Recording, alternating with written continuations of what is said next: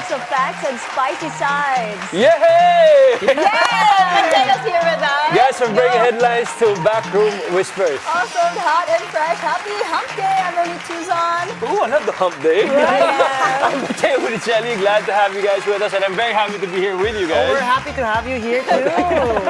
I'm Mai Rodriguez. This is the Daily Dish. Do we have a shout out coming Shout up? out Ferdy Salvador! Vacationing too much!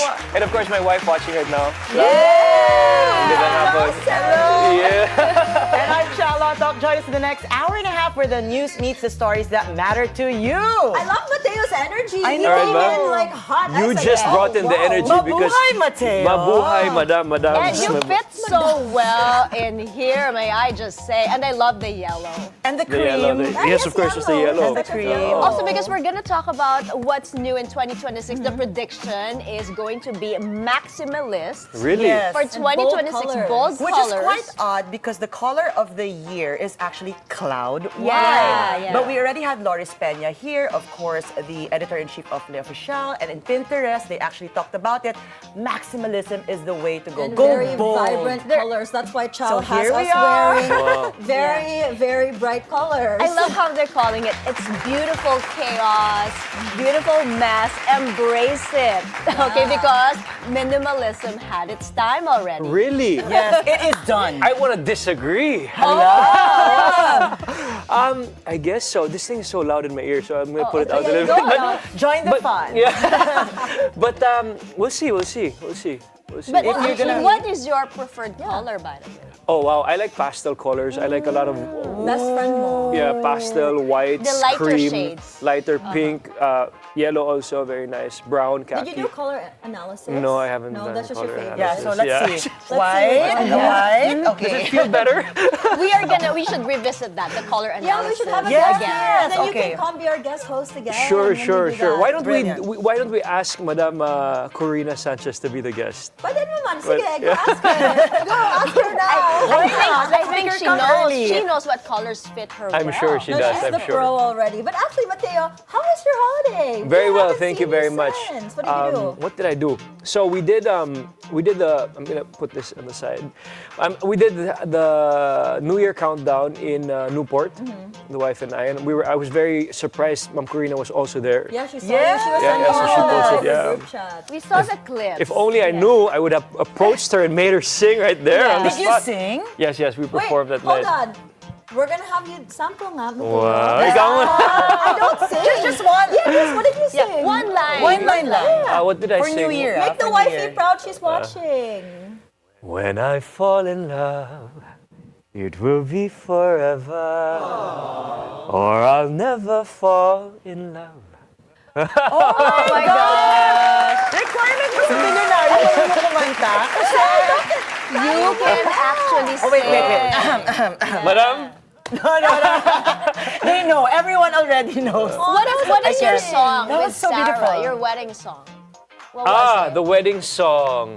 That's a secret song. Only me and her we know that. That's her song. But we sang. We have a record out of The Gift, Jim Brickman. So we sang kasi the song Destiny in my sister's wedding.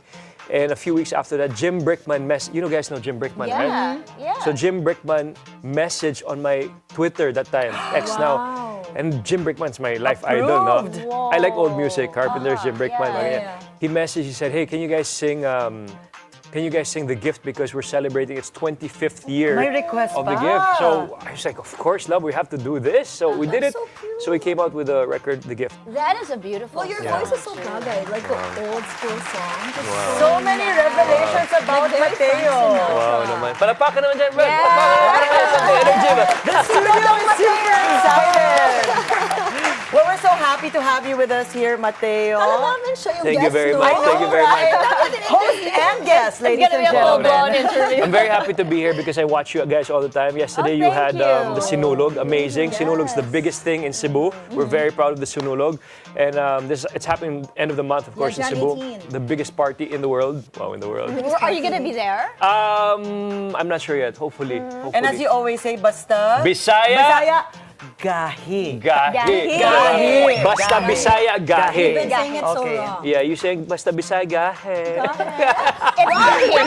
It's gahi, gahi, gahi, gahi. Mai, something else is also happening in the Philippines, in Benguet. All right, there's a huge debate on the new tourist spot they're building somewhere in Benguet. That seems to be like a copycat. They're building a bridge quote, unquote. and a Danang glass Bridge. walkway, but then there are hands on Carrying- that bridge, yeah. and they're Wow. saying it's up there. We have a picture of it, and Amazing. of course they can't help but compare it to the Golden Bridge in Danang, right? So And let us people know are your saying, thoughts on that. yeah, It's amazing. How long does it take to go to Benguet?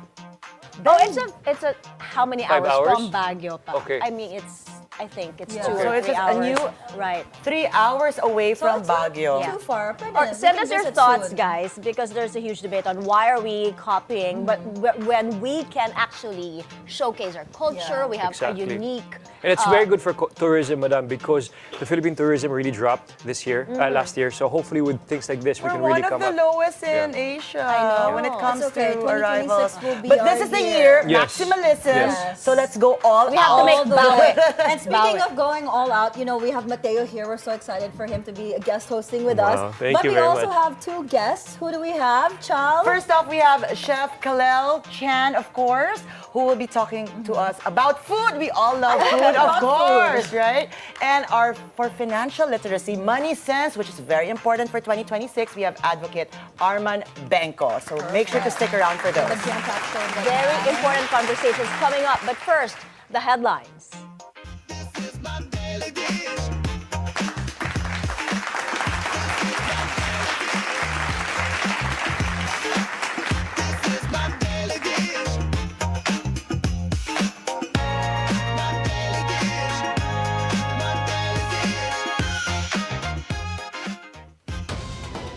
In today's headlines, the joblessness rate in the country eased to 4.4% in November. A big day for examinees as bar results drop today. Venezuela declares a week of mourning for its military personnel killed in the U.S. strike over the weekend. And later in the show, we'll speak with Chef Kalel Chan and financial literacy advocate Armand Bengco. Stay tuned for that. Our top story today, the number of unemployed Filipinos slightly declined in November based on the latest labor force survey of the Philippine Statistics Authority. Our Paolo Barcelon joins us now to break down the numbers. Hi, Paolo. So, how many are currently out of work? PSA data showed the number of jobless Filipinos fell to 2.25 million from 2.54 million in October. This translates to an unemployment rate of 4.4%, down from 5% month-on-month.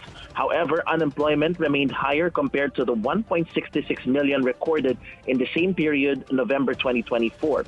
The number of employed Filipinos increased to 49.26 million, pushing the employment rate up to 95.6%.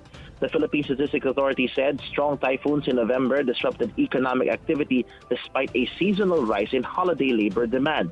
Job gains month-on-month were led by other service activities, wholesale and retail trade, education, and construction. Agriculture, fishing, manufacturing, and some service sectors, on the other hand, posted the largest job losses. Wage and salary workers accounted for more than 63% of total employment, mostly in private establishments. The underemployment rate, meanwhile, declined to 10.4%, with about 5.11 million workers seeking additional work or more hours. Economic managers say the government is focusing on skills training, worker protection, and industrial development to create more quality jobs. DepDev Secretary Arsenio Balisacan says the government is prioritizing investments in skills development, lifelong learning, and stronger social protection systems. He said these measures are designed to help workers transition across sectors and better withstand economic shocks. Balisacan added that the government will support businesses in implementing business continuity and resiliency plans to minimize disruptions during severe weather events. The economy chief said the full implementation of the Philippine Innovation or Tatak Pinoy Act will help develop more entrepreneurs and increase demand for labor. Mai. Paolo, which sectors are showing the most stable job gains and which ones are still struggling? Great question, Mai. If we're talking about a year-on-year comparison, we're talking about two major industries with the largest increase in employment. One is the public administration and defense and compulsory social security sector, which is now at 3 million jobs in November 2025 compared to November 2024's number of 2.82 million. As for education, more people are also employed in the education sector at over 1.8 million in November 2025. That's up the 1.63 million number that was recorded in November 2024. Now, in terms of year-in-year comparison with the largest drop of employment, right now we're seeing a decline in accommodation and food service activities, which dropped from 3.1 to 2.8 million. We are also seeing a drop in the wholesale and retail trade as well as repair of motor vehicles and motorcycle sector from 10.34 million bumaba siya, Mai, to 10.08 million. Other service activities and manufacturing also saw some decline. Other service activities, ito yung mga trabaho, for example, na pag-repair ng computer or pagkakaroon ng laundry services. For example, the numbers declined from 3.25 million in 2024 of November 2024 to 3 million flat in November 2025. And manufacturing jobs are also down by 150,000 from 3.72 million in November 2024 to 3.57 million in November last year. Mai. Paolo Barcelon reporting on the latest numbers. Thanks, Paolo. Fresh faces could soon join the country's legal ranks. Bar exam takers and their families are gathering at the Supreme Court, awaiting the results. Lijah Bonzo joins us now. Go ahead, Lijah. I'm sure there's a lot of excitement over there. What's the latest? Mai, in just a few minutes, we will welcome the country's new set of bar exam passers from the 2025 bar examinations last year. As of now, people continue to arrive here at the Supreme Court's courtyard where the list of successful examinees will be displayed. The courtyard is open to the public until 6 p.m. today. The SC reminds everyone to be in proper and decent attire, wearing footwear with exposed toes or heels, bottoms that are ripped or cut above the knee, and garments that are sleeveless, cropped or see-through are strictly prohibited. Alternatively, the announcement of the results will be live-streamed through the court's official YouTube and Facebook channels and will be released on the Supreme Court's website and official social media accounts on X, Facebook, and Instagram. Day 1 of the 2025 bar examinations last September 7, 2025 recorded the highest first day turnout to date with more than 11,400 candidates, where more than 5,000 of whom were first-time takers. 206 are senior citizens and 241 are examinees with special needs. Mai, after today's announcement, it will be followed by the oath-taking and signing of the roll of attorneys in February. Mai. Elijah, are we expecting to see the results anytime now? What time did they say they're going to release it? Mai, according to the Supreme Court spokesperson, the announcement will start around 1 p.m. today. All right, anytime now. Thank you, Lijah Bonzo, for that report live from the Supreme Court. The Quiapo Church has revealed a safer, upgraded andas for the Traslacion 2026. Organizers are preparing for a smoother and more secure procession this Friday. Pierre Pastor is on the phone for the details. Hi, Pierre. Hi, Mai. The Quiapo Church has unveiled the modified andas or carriage of the image of Jesus Nazareno that will be used for the Traslacion 2026 on Friday. Church officials say the updated design addresses safety and functionality concerns observed during the previous processions. The andas now features a perforated door to prevent moisture buildup inside, which had affected the glass in the past years. The glass itself is made of tempered material to reduce the risk of breakage. A driver can now operate the andas using a steering wheel, while essential safety equipment such as the fire extinguisher, power supply, electric fan, and exhaust system have been installed inside. The foot base has been lowered to create more space, allowing up to 5 hijos del Nazareno to sit inside the foot base and it can also be opened for tire inspection and repairs. The Andas is equipped with 4 forklifts and a braking system, making it harder for devotees to push it uncontrolled. Unlike in earlier years, only one person will be allowed to stand on each side of the Andas to limit overcrowding. Organizers also prepared 2 sets of spare ropes to ensure the procession can continue in case of breakage. Church leaders have called on devotees to remain calm and help maintain the solemnity of the procession. Around 100 police officers will be deployed to help maintain order. Mai? Pierre, what time does the pahalik start today? Mai, the pahalik is set to begin at 7 in the evening at the Quirino Grandstand, even as some devotees continue to flock to Quiapo Church to venerate the image, offer prayers for good health, and give thanks for blessings received. Mai? Pierre Pastor reporting. Thanks for the update, Pierre. Following the signing of the 2026 budget, President Ferdinand Marcos Jr. urged newly promoted generals and flag officers to not only protect the nation but also safeguard public resources. He told the 38 officials at Malacanang to ensure that every peso delivers capability, preparedness, and integrity.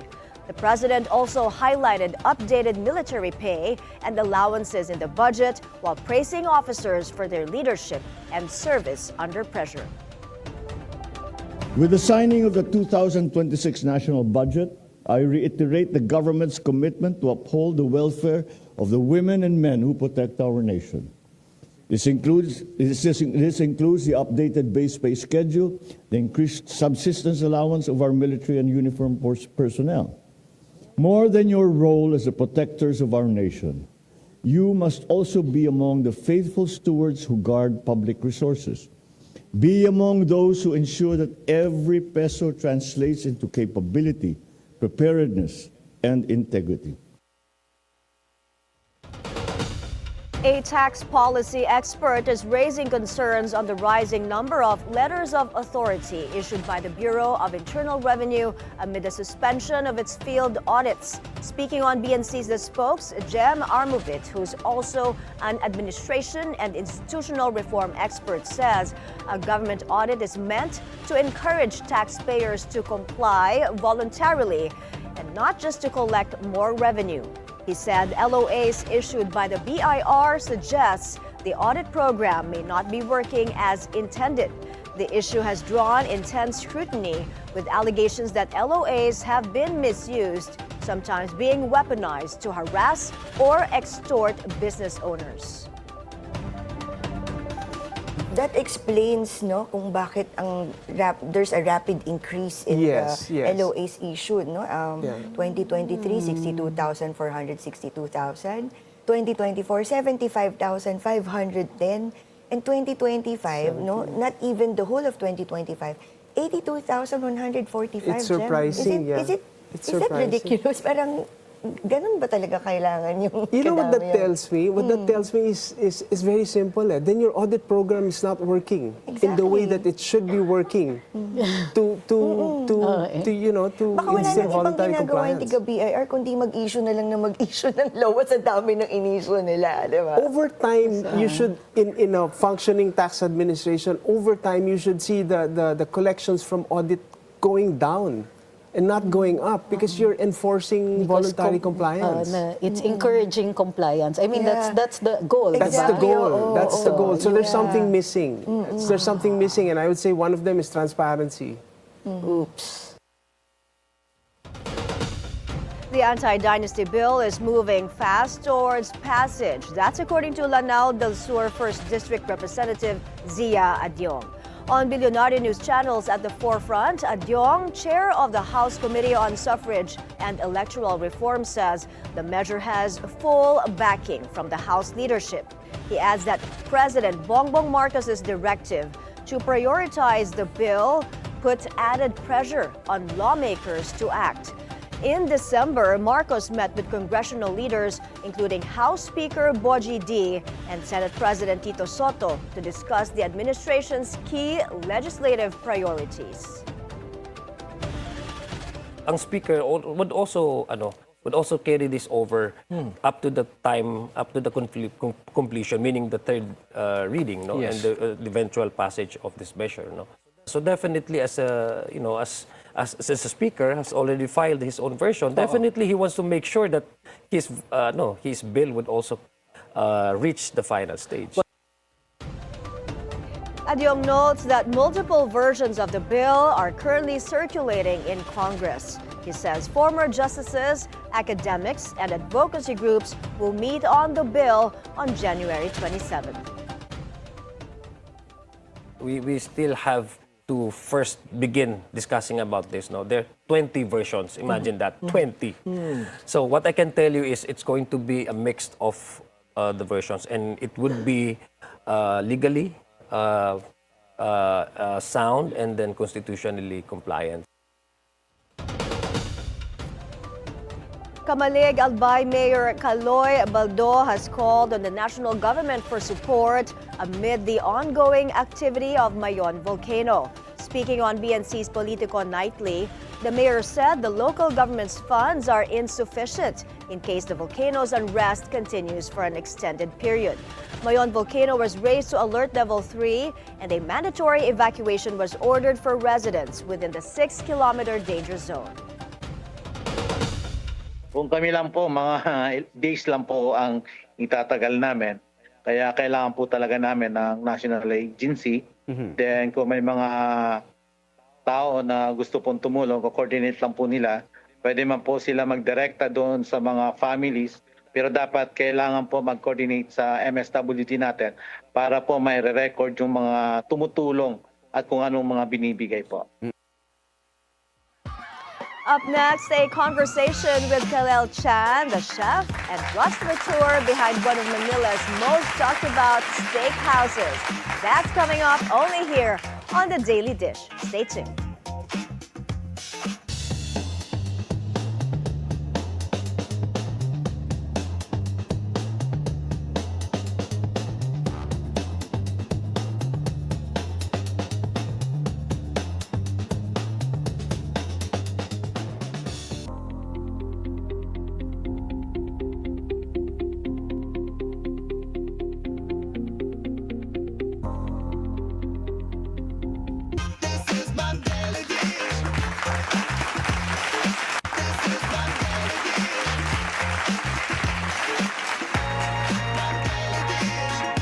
All right, welcome back everybody to The Daily Dish. Today we're joined, of course, by a chef whose work speaks about refinement, discipline, and excellence. Nearly 2 decades in the culinary industry and counting. He's amazing. I was talking to him kanina backstage, and we were sharing different insights. It was very nice. I can't wait to chat with him.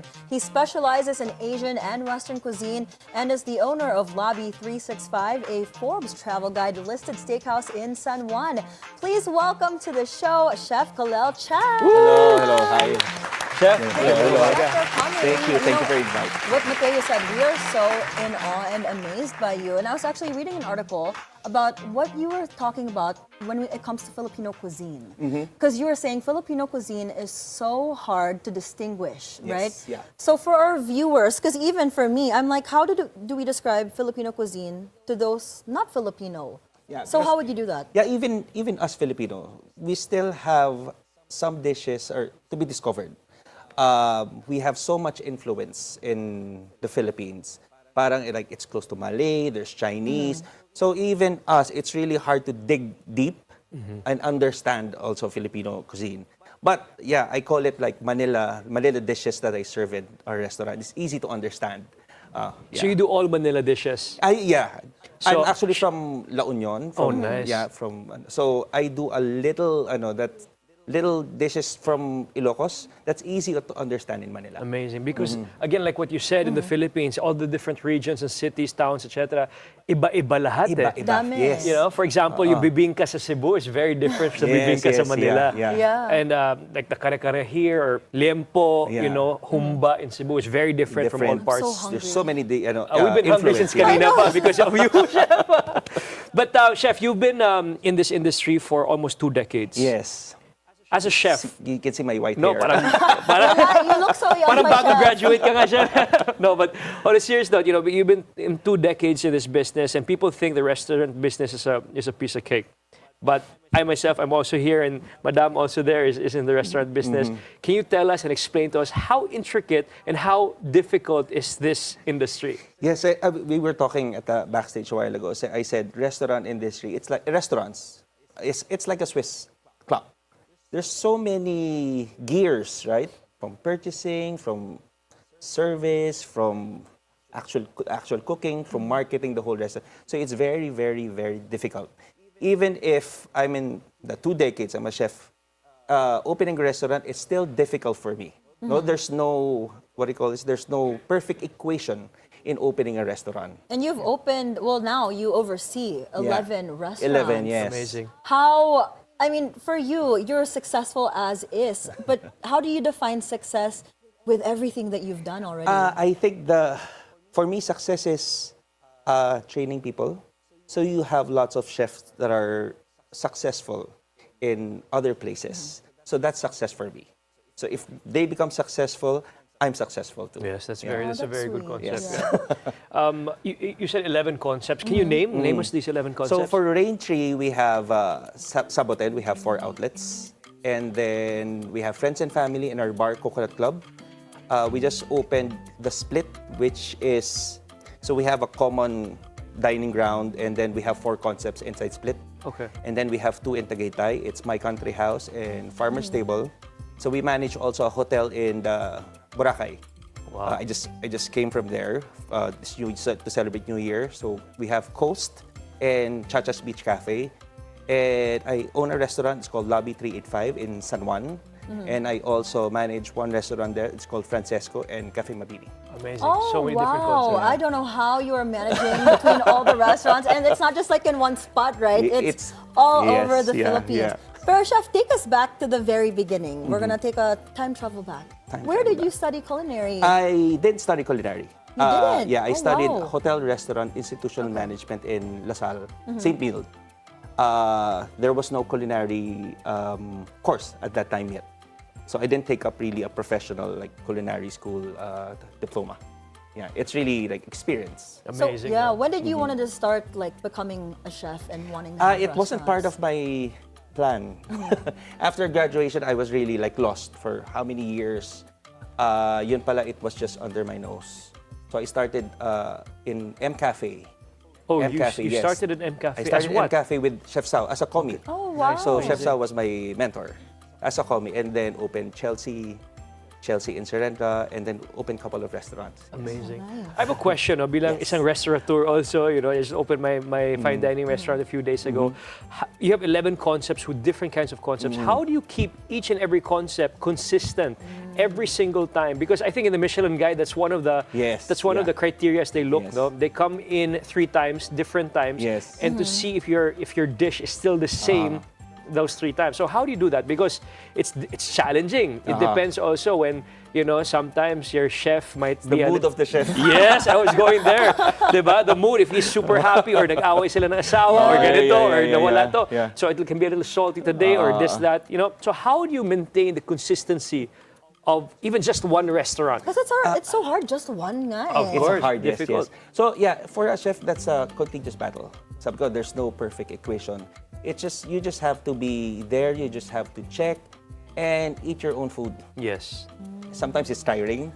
Yes. You get Sometimes tiring, but umay. you have to eat your own food. Yes. Yeah, that's very true. I have a story last night. No, sorry, chef. A story last night when this lady said my pasta was a little undercooked, so medyo al dente. So I really took it. Okay, thank you. I went to the kitchen. I ate the pasta. So I really show my people I eat the food that they ate to really check the quality is proper. So that's amazing, chef. You really have to eat. And you know, to people like you, the restaurateurs, and people in the kitchen, my respects for you guys. Talagang, Thank you know, you. on a different level. Oh, super. Thank you. Supermen sila, talagang matindi. I keep saying like 1 is hard enough and you have 11. How do you balance your time between all 11 concepts? Well, you just have to, your brain has to have compartments. So I think that's what I have. There's like, okay, lobbies here, Raintree's here, and your hobbies or family, whatever. So you have to have compartments in your brain. Or else it's magulo. Right. Yeah. But you look very fresh. You look like very fresh, Got a unstressed. fresh can from Boracay. Yeah. But Chef, you just opened Lobby 365. 385. 385. Sorry. Okay, Yeah. okay. Lobby 385. What was the inspiration? What is the vision for Lobby 385? So yeah, at first my partners wanted to open a steak restaurant. Okay. I told them if we want to open a steak restaurant, it has to be superb, right? We have to have the proper equipment. If we have the normal grill lang, sabi ko, You have a Josper. yes, it's a Copa. Okay. It's a Copa. Okay. So you know that. Okay. So you have to specialize. You have to have a special equipment for steaks because steaks now is really Competitive. Yeah, very very competitive. And then you really have to choose the best cut of meat and the best steak. Yeah. Yeah, even the origin of the steak, Yeah. even the history of the meat. Yes. So can I ask what steaks do you use? Can you Yes. divulge So that? I have, of course, I have US, I have High Choice, I have Prime, but my main steak is my signature steak is a hybrid steak. It's a What is a hybrid steak? hybrid steak. Yes. So it comes from Australia. Okay. So it's a mix of 50% Angus and 50% Wagyu. Wow. Sometimes kasi di ba Wagyu can be just too fatty. Yeah. Parang you're eating butter. Ito, it's balanced in between. It's mixed. Actually, I want to ask both of y'all because you guys are the restaurateurs. Okay, I'll start with Matteo first. What for you distinguishes a world-class steak? Oh wow, this is very complex and tricky to answer. No, it really depends on the person, the character, individual. If you're a typical steak goer that just wants a good steak, of course, you'd always be drawn to the Wagyu side, the softer sides, Japanese, Australian, the softer sides. But if you're really a protein guy, meat lover, you want it organic and green and grass-fed, you'll go more the Argentinian side. It really depends. It really depends. Yes, yeah. I cannot say this is better than that because sometimes a nice Wagyu steak would be really nice today, but cannot be for every day. You want a leaner steak, like for example, a grass-fed steak. You can go on the Argentinian side, which Nico Bozico, my best friend, my good friend, brings that in. But again, every client is different. It's preference. Yeah, it's super preference. Kayo po, Chef. Yeah, I tested, of course, US. Yeah. US has been here for the longest time, right? So they're like here in the market. But Australian also has a different character. And then the steak that I have now has a different character also, the hybrid. And then, of course, Interesting yung hybrid na yan, ha? Some like what do you call this? Dry Grass-fed. age. Yeah, dry aged also. So I dry age my steak for 28 days and the ribeye for 20 days. right? Wow. Some doesn't like what do you call this? Dry age. Dry aged. Because there's a little funk. A to little the- yeah. punchier. It's different. Yes. That's why I have yung basic Yeah. steaks for everyone. Really interesting. And Ma'am, I have a question for Chef. Diba? You know, when we go to a steakhouse and, example, I'm your client and you take my order, etc. And how would you like your steak done? You know, This is so controversial. yeah. As somebody I in the have a restaurant preference. business na, I always tell the servers, sasabihin ko na lang, Ma'am, ano bang standard ng chef nyo? I always ask them, how does your chef want to do it? Because that's the best way it's gonna It's come out. always medium rare. Always medium Always rare. medium Yes, rare. yeah. If it's past medium rare, I'm like, I feel like that's illegal. That you're not even tasting the correct steak. Yeah, but of course you don't judge people if they want. Ay, okay, judge well it. done. We don't judge, but we judge. We listen. Sorry na lang. we don't judge, but we judge. I got called So out. that's why I okay. serve my steak all medium rare and I give them a hot stone. You give them so a they hot can cook stone. it to their Because of preference. course table conversation, for example, I like no judging, well done. You like medium well, you like MR. Yeah. So at least we can share a big cut of steak in front Yeah. of us. Oh, that makes Yeah. sense, actually. From all your concepts, Chef, what is your most favorite dish, I guess? Because you're doing Western, you're doing Asian, but if you had to pick just one focus, what would it be? I think Asian flavors. Asian, yes. Asian flavors for me, yes. It's more punchy. Yeah. It's more punchy, yeah. Maganda yung Asian flavors. Oo. You know, Yeah. for me personally, Filipino flavors, boom, the best in the world. Yes, yeah. Aside from Italian, of course. But Filipinos, kasi we get the mix of everything. Yeah. Yes. Sour, sweet, bitter, everything is all in one. Yeah. And I don't know why Thai food is ranked even better. But I think Filipino food should be there in the list. We're because- getting there. Yeah. It's bold there. Our flavors are really, really bold. Amazing. Yes. Especially in America right now, ube is just going Yes, crazy ube right now. is life. Right? Trader Joe's right now, they have so many ube everything. Everywhere. Like when I Pinoy talk to represent. all my friends, they're like, I want ube this, ube that. I'm like, okay, you got it. Yes, yes. But actually, Chef, where do you see Filipino food in Well, the world stage in the next few years? It's becoming really, really there. We're really out there. I think we've been out there for quite some time. Yes, we just have to push it some more. Yes. Where's the lack of push? Where do you see, I where's think the it's gap? more like marketing. Of course, our government agencies has to what do you call this? Give us support in pushing our Filipino cuisine. I'm so hungry. And we're hungry. I can't even think anymore. I said, wait, I need steak.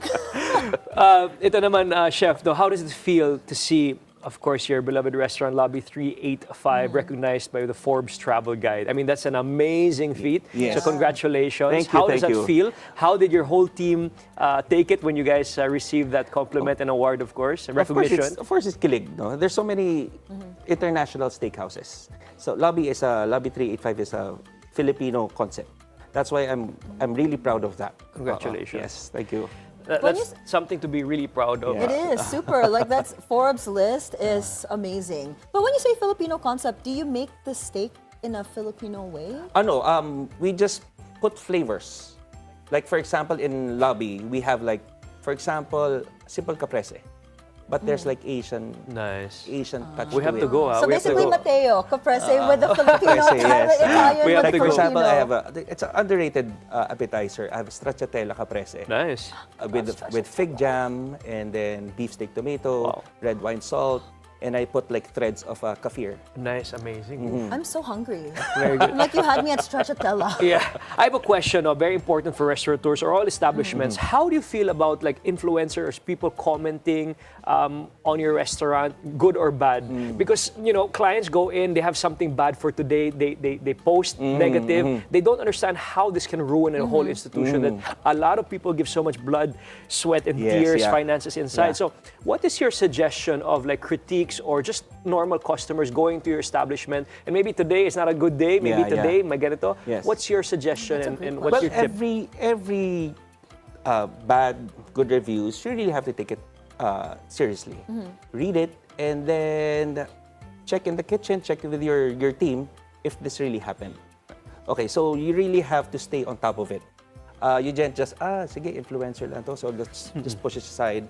Pero there might be a real reason for that also. Yeah. Actually, it's funny that you mentioned that, Matteo, because there's been like lots of controversies with influencers wanting, like demanding, I need this for free, I need this. Have you had that happen to you where Of influencers course, come up yes. to you? Yes. Sometimes you just push them aside. Yeah. Push them aside, Well, I think no at the end of the day, respect is very important Yeah. because the restaurant business, kitchen, ibang rockstar sila. Super. Sa lahat po ng mga kusinero, chefs, sous chefs, lahat komi, front of house, mad respect to you guys. Maraming Wow, salamat sabay sa lahat pa ng tayo. ginagawa nyo. And We're of gonna- course, putting the Filipino cuisine on the global map. Yes, yeah. Maraming salamat. Daghang salamat, chef. We're gonna push Chef aside. We're gonna push you aside because you're gonna come back for the next body. We'll just take a quick break. We'll be hearing more from Chef Kalel Chan when the Daily Dish returns.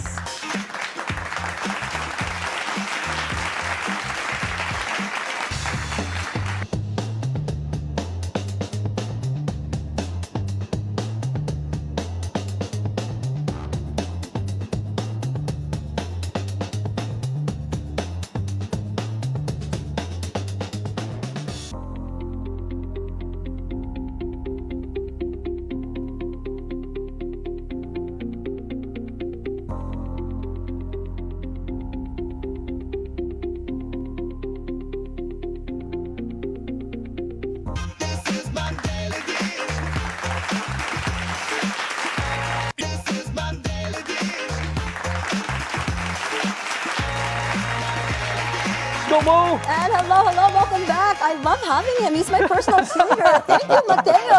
You guys are still watching Daily Dish. We're still with Chef Kalel Chan. Now, before we head into our favorite segment, Rapid Fire, we just have a few more questions for Chef. Chef, what are your non-negotiables? We've talked about your quality and we've talked about your service, last body, but what are your non-negotiables? I think it's really quality. I'll go back to that. Non-negotiable, it's really the quality of the product. Because it starts from the product and it ends on your plate. Okay, what about when it comes to service, when you're training them? So of course you have your pet peeves, right? Yung saying like, goods, I hate that. Goods. Goods. Yeah. Goods. I'm kidding. Goods po, sir. Goods. So you, of course, language also. Better to speak in fluent Tagalog kasi we understand. Whatever you're more comfortable with. Whatever you're more comfortable with, yes, when it comes to service. Trying to annoy Chef. Goods. Chef, goods ba yung ano? Chef, where do you see yourself, your concepts in the next couple of years? So I have so many concepts in my brain. So iniisip ko lang, how can I put this into life? How? I don't know yet. We will get there. But what's your execution process, right? Yes, yeah. Because you have 11, so Yes. clearly you have a process when you think about it and when you want to see it in person. So what do you typically do? First, of course, it's the concept. And then, how will I put this into life? So you have to have a team. Because you have 11 concepts. You can't be in that opening every day. So you have to have the best team that you can get. You know that, to open that, to put that concept into life. Yes. One last question before we go to this rapid fire. Yeah, right. He's so excited. Chef is such a nice guy. Look at him smiling today. But Chef, I have a question. When you're in the kitchen, are you still like this? Makita mo, nagsasalubong yung kilay ko. So stricto talaga, kailangan. No, and ano naman, strict when it comes to the service Quality line. service. Yeah. If you have to be strict, you have to be strict. Okay. But if it's like a just lucky day, you play a little bit inside the kitchen. You have to have a good working environment. Yes. That's very true. Because normally when we watch mga chef shows, right, like The Bear, it's Yeah, chaotic. intense. I haven't watched The Bear yet. Oh, yeah, you have to. I'm It's not, really I'm not good. ready yet. Not really. Baka ganun daw si Chef Char. I'm excited. I want to see you in the kitchen. You know what just happened? What happened? It's rapid time. Wow! Sige, go. Mateo, since you've been so No, excited. you go. I don't know how this goes. You take the lead. Okay, we just asked questions. You wanna, Okay. here, you can use this. Okay. So, Chef, It's a whatever secret? pops up in your head, it's Okay. secret. Okay. Para Chef doesn't know. Okay. Okay, go. Coffee or tea? Or Mateo, Char. Coffee, tea, or me? Sorry? Coffee or tea? Coffee. Chef was gonna get Yeah. Mateo. Chef thought that Mateo. Okay. I'll choose you, Chef. Every day, any day. Okay, sweet or savory? Savory. Asian or Western cuisine? Asian. Oh, this is my favorite. And of course, it happened to me. Steak, rare or well done? Rare. Okay. Nice. Dine in? Dine out. Dine in. Dine in. Dine in. Lunch or dinner service? Dinner. Nice. Classic dishes or modern interpretations? Classic. Okay, a traditional guy. Local ingredients or imported? Both. Nice. Hybrid. Hybrid, yes. Kitchen or dining floor? Kitchen. Early mornings or late nights? Early mornings. Cooking at home, cooking out? Cooking out. Cooking out. Okay, what's the most memorable feedback you've received about your cooking? Parang she reminded, it's a lola. It's a lola. When she ate my food, it reminded her of her mom. Nice. Wow, that's amazing. That's the best. That's how many compliment. generations? Yes, yeah. So your traditional cooking is really delicious. Favorite ingredient? Favorite ingredient? Soy sauce. Soy sauce. Okay, so if you had 1 billion pesos, what would you buy with it? A whole kitchen stadium. Oh. Like the love perfect that. kitchen setup.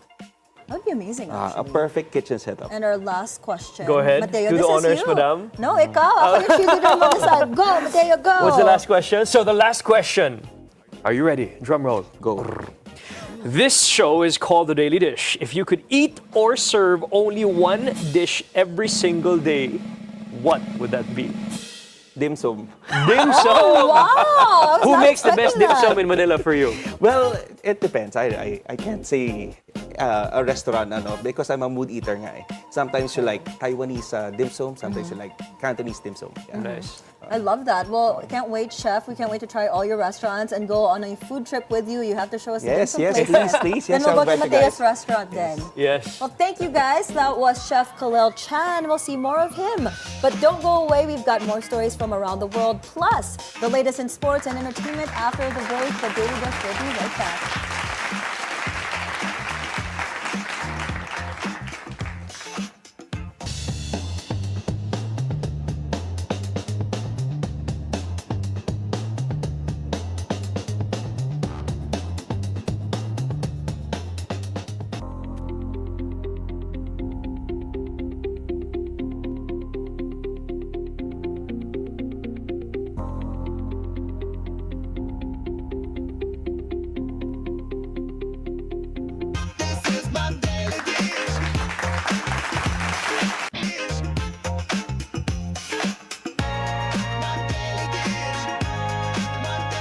Welcome back to the Daily Dish. We have this just in. A magnitude 6.4 earthquake struck waters off Manay, Davao Oriental at 11:02 this morning.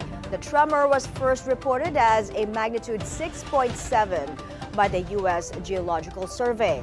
It had a depth of 58.5 kilometers, about 27 kilometers east of the town of Santiago in Mindanao. PVOC said there is no tsunami threat, but it expects aftershocks from the tremor.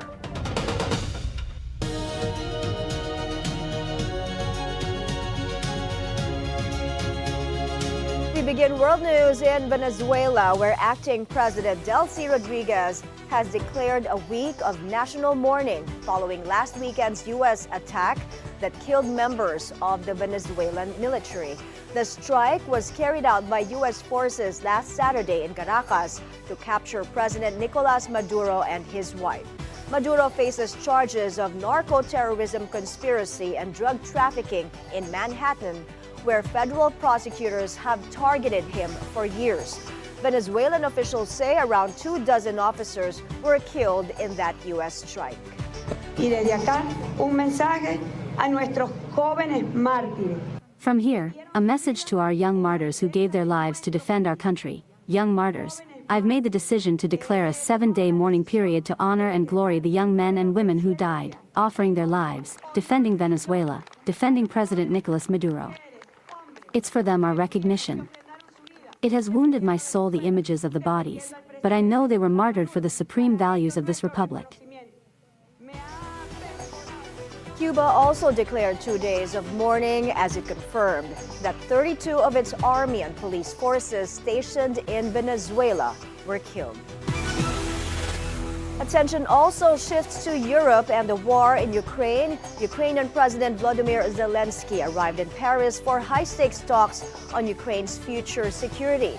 He met with French President Emmanuel Macron ahead of the Coalition of the Willing summit. Zelensky also set to meet with U.S. officials as pressure grows for firm commitments to end the war. European leaders are working to finalize security guarantees if a ceasefire with Russia is reached. President Macron said deploying a multinational force could deter further Russian aggression. Over to South Korea now. Seoul Central District Court is holding final arguments in the insurrection case of former President Yoon Suk-yeol. The charges stem from his brief declaration of martial law in December 2024. Prosecutors are expected to seek sentencing while Yoon is set to deliver final remarks. Insurrection is one of the few crimes a South Korean president is not immune from. It carries a possible life sentence or even the death penalty, though executions have not been carried out in decades.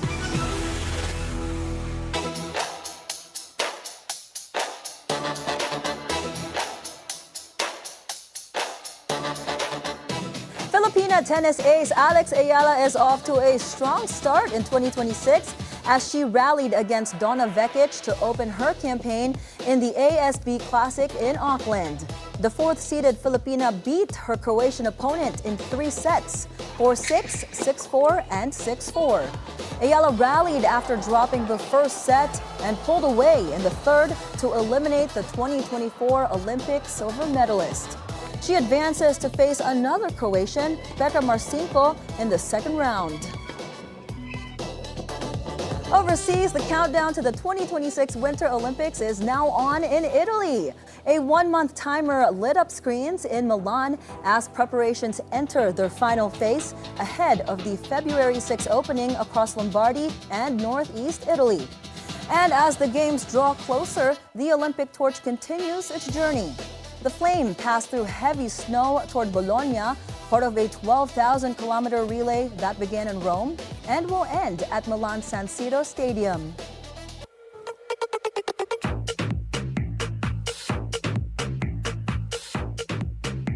Nicole Kidman and Keith Urban are officially divorced, bringing an end to their nearly 2-decade-long marriage.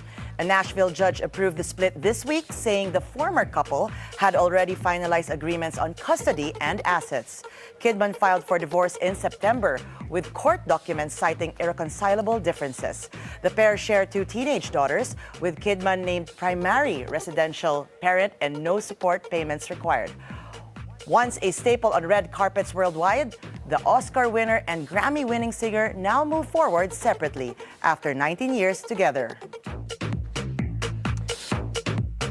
After a brief stop in Rome, Emily Cooper is heading back to Paris as Netflix renews Emily in Paris for 6 seasons.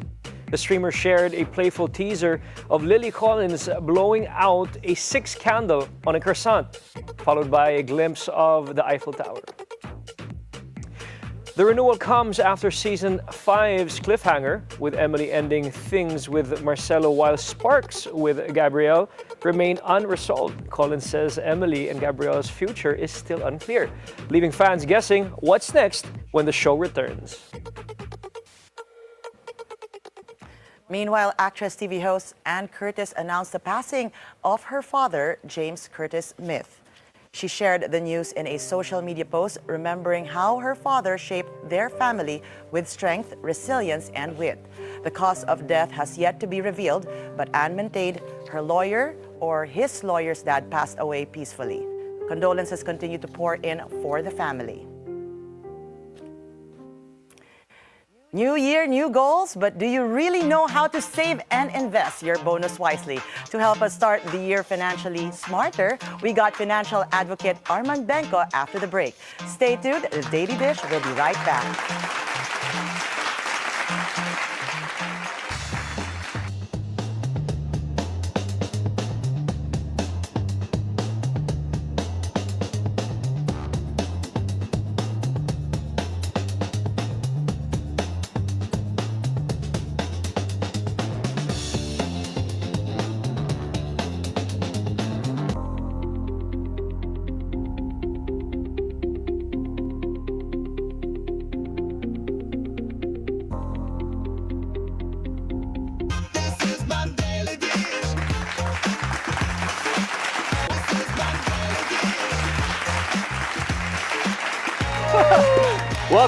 Welcome back everybody to the Daily Dish, to our studio audience. Maraming salamat dyan sa likod. Magandang umaga po. Magandang hapon po. Sa dami-dami. Wow. Dyan sa likod pa. Hello. Okay, we're back. We start the year 2026. It's the perfect time to talk about smarter money decisions. How to save better, invest wiser, and build.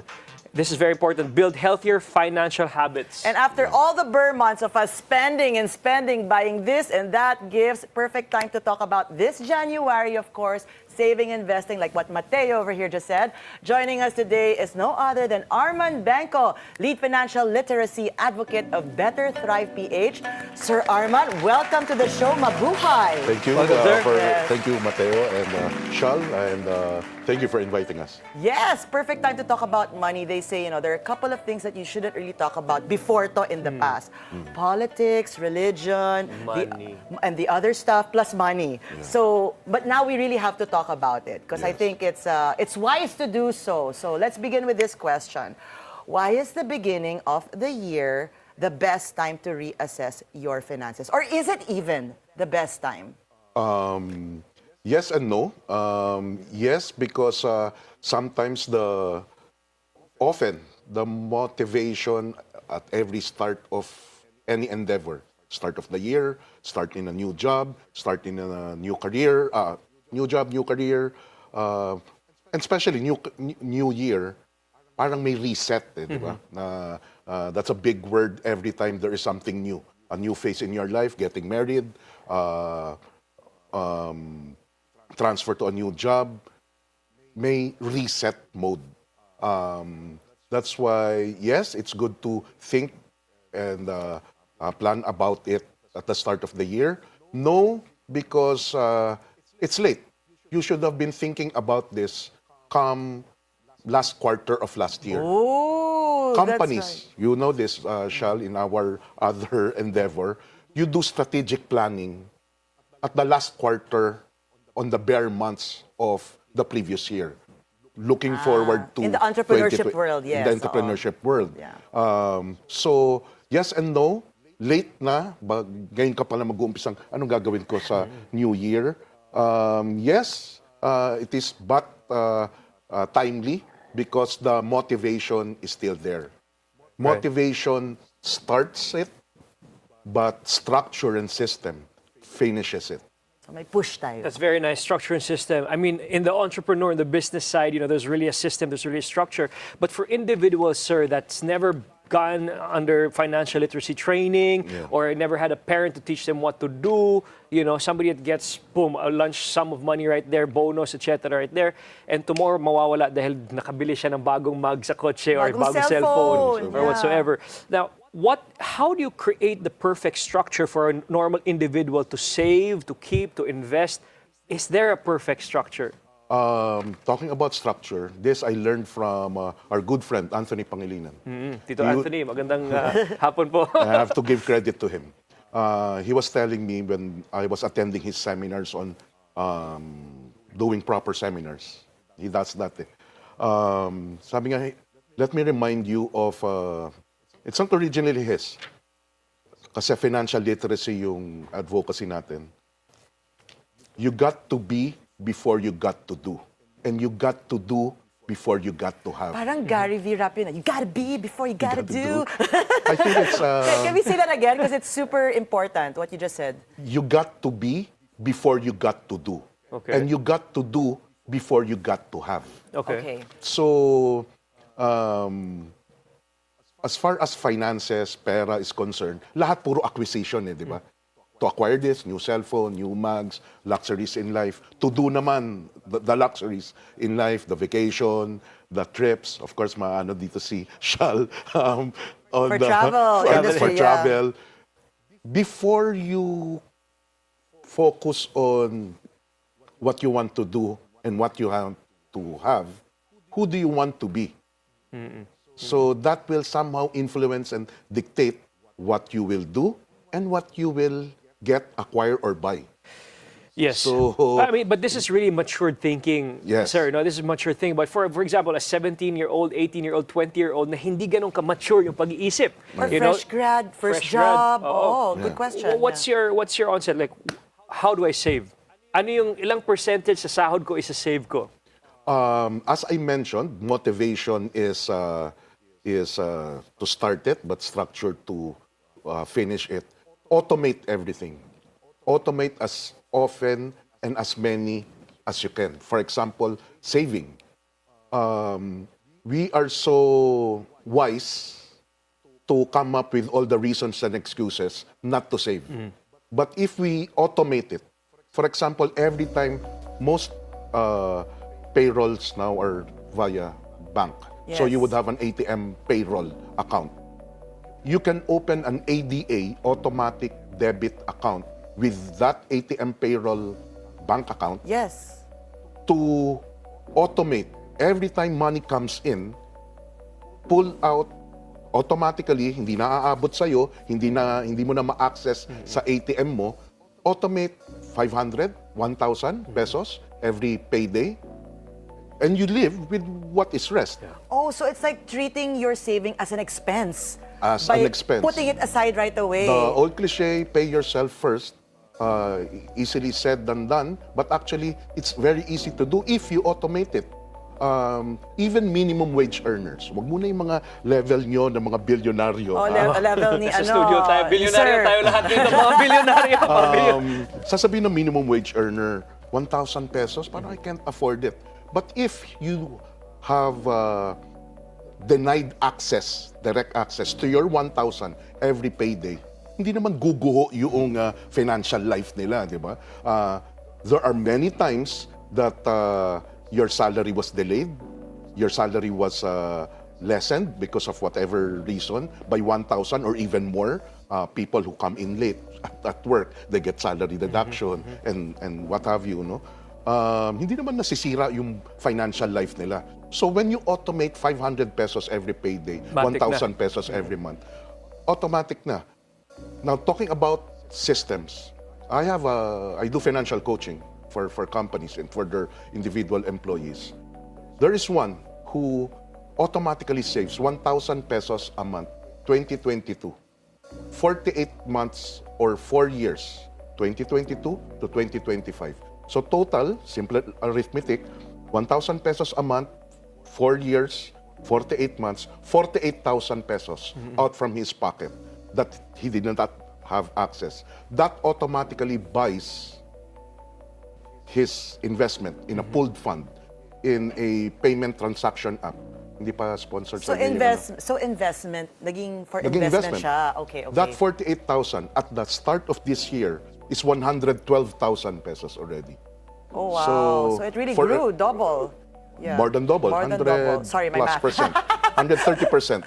Okay. 130%. But is there a percentage that you would suggest, like what Matteo was saying, that we should be saving 30% of what we earn, 20%, 10%? Textbook-wise, they say 70% of your fixed income should be allocated to your fixed expenses. Okay. 70%. So the 30%, hatiin mo na, 10, 10, 10, to your protection, meaning... What's protection? Protection...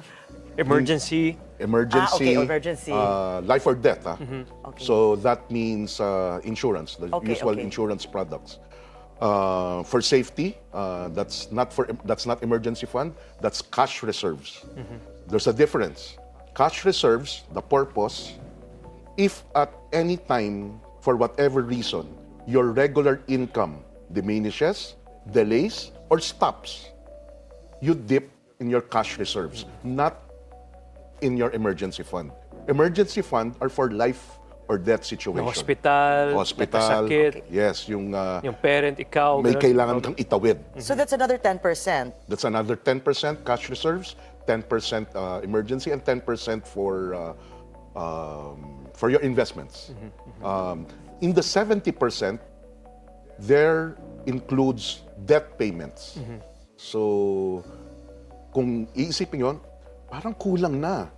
Whether I'm earning 6-digit every month, 70% kasama na yung debt payment, yes, you will eventually see it is not enough. Utang, magbayad na kayo ng utang. It's the start of the year. Utang, for the benefit of everyone, is one's strongest ally to become financially stable. Yeah. Utang. That's a very nice, that's something I really wanted to get in. But first, you said, if you see it, my concept is if you see it, you'll spend it. Yes. So why not just hide it, kumbaga? Parang Automate Chef the a sale. while ago said with the influencers, just set them aside. Set them aside. But the utang, the concept kasi us when we were growing up, utang is bad, utang is bad. Yeah. But if you really look into it, you can use utang as a benefit for your financial literacy and financial growth. Now, utang, credit, etc. You're the expert. Can you explain to us how we can use loans, utang in our benefit for our future? Loans and debts is not the enemy. It's not the culprit. The use and the appreciation of one, the borrower, is the culprit. Okay. The strongest nation has the biggest debt. The big companies, the Bilyonaryo companies, they borrow in the billions every year, and they plan for it. Like last year, I'm sure they had plans of how much billions these profitable big companies will borrow this 2026. Right. Wealthy individuals, billionaires, they make good use of debt. When you use other people's money, OPM, and that's debt, and they entrust you with that, that is actually your first financial obligation. It's best said in Tagalog, dapat maging karapat dapat pautangin. The individual, the company, even the country. Sometimes we hear in the business news, diba? The country has regained credit standing in the financial world. So it is our financial objective, from the individual to a country, to make ourselves trustworthy of other people's money. The challenge is how to properly use the loan proceeds. Never use it for emergency. That's what emergency funds are for. Never use it for acquisition, for lifestyle maintenance. You use other people's money to grow. So, that's why when you go to a bank, diba, bakit hindi ko pautangin? Wala akong pera, kaya nga ako umuutang. Pinapautang nyo, hindi kailangan umutang. Yung mga mayayaman, yung mga malalaking kumpanya na kumikita, precisely. That's other people's money. Would you entrust your money to me who I am having problems if you're a gambler or managing? whatever, Not really a gambler. Yeah. If I'm having... those that can be trusted with little can be trusted with many. Yeah. You And need with to the have good little that I credibility. have, I cannot manage. Will you entrust more money to me? Sir Armand, you mentioned about going to banks and Yes. borrowing money and loans. So my Yes. question is, since the year is starting and people also have the aguinaldo that they're going to be Yes. depositing, is it still wise to actually put your money in the bank, all of it, or with the interest now that they have, it's if that's even called an interest, Yeah. we should be investing? Depending on the use, every time you bring out money, whether for spending, buying something, or investing, remember the acronym PTT. PTT. Purpose, PTT. target, timeline. Okay. Whether you're buying new pair of mugs or set of mugs in your car, a new cell phone, or investing in an MP2 that's very popular with retail investors, the Pag-ibig MP2 investment, pooled funds, even cryptocurrency or Bitcoin. Always remember, what is the purpose of my bringing out money? What is my target? When you buy a new cell phone, what's my target? To flex for its proper use? By the way, iPhone, I just read, only 20 to 30% max of its features are being used. But every time there's a new model, Upgrade diba? again. a new feature, bilhin na natin, it's worth it. But only 20 to 30% is being used of what we thought is the purpose of our buying. So, more so in investing, never bring out money without a clear purpose, a target, either amount or percentage, and the timeline that you have set.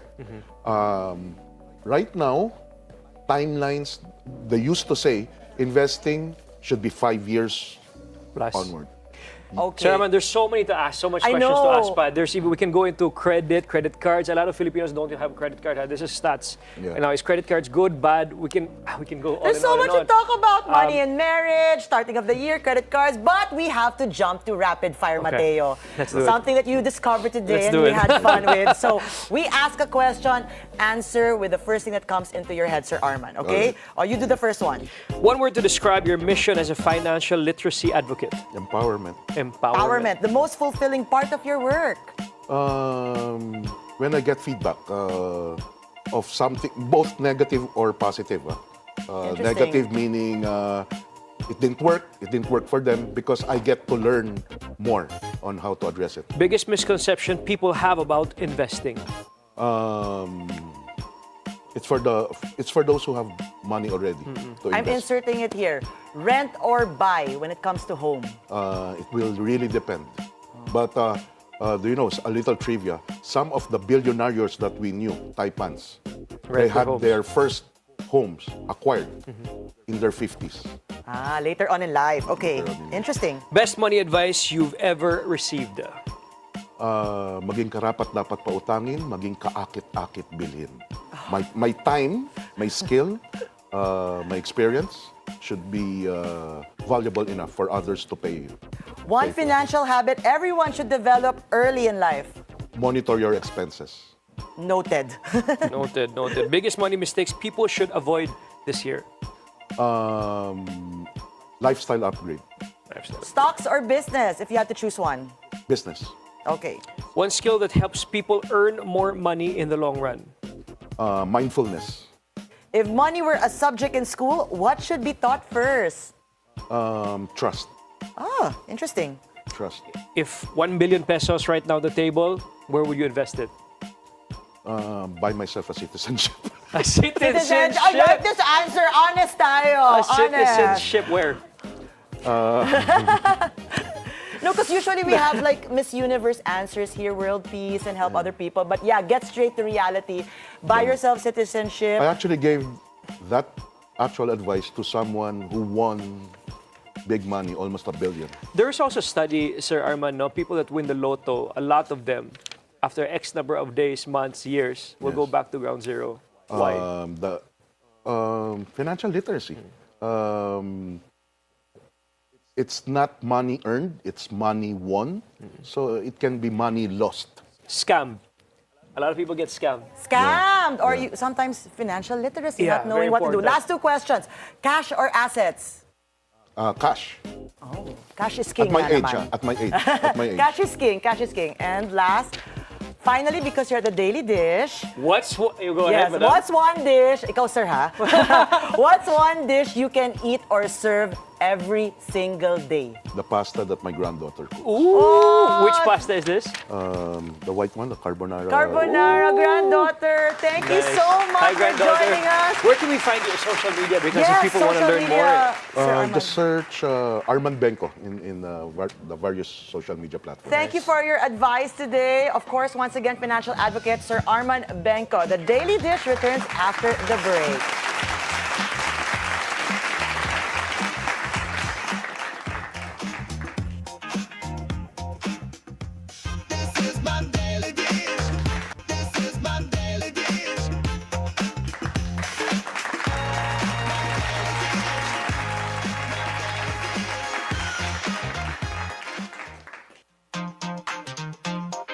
Welcome back to the Daily Dish, and tomorrow we'll speak with JP Malio, the founder of the new social wellness club, Energy Wellness, on how to recalibrate your system and rewrite your limits. That's going to be interesting, recalibration, especially for 2026. That's right. What do you think, guys? Actually, no, I was shocked to see JP there. Yeah. I Oh, think it's you know very JP. We're important. gonna have a show Also, with it's them a- for their sound bath. You're gonna join Nice, us. nice longevity. Yes.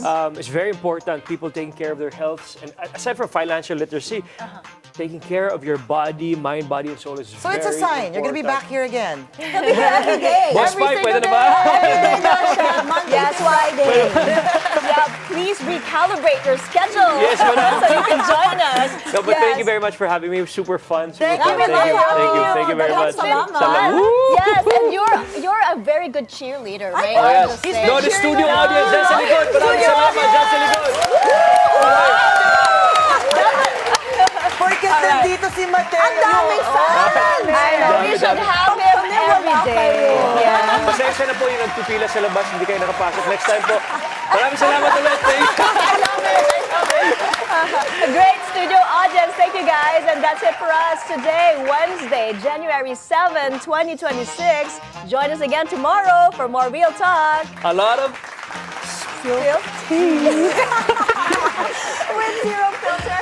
I'm Monique Tuzon. Anytime is a good time because it's always mo fun with us. I'm Matteo Guidicelli, always on top with the news and stories that matter most. I'm Chal Lontoc. Stay tuned to the Bilyonaryo News Channel always. And thanks for making us your lunchtime companion. I'm Mai Rodriguez. That's the Daily Dish. Sir!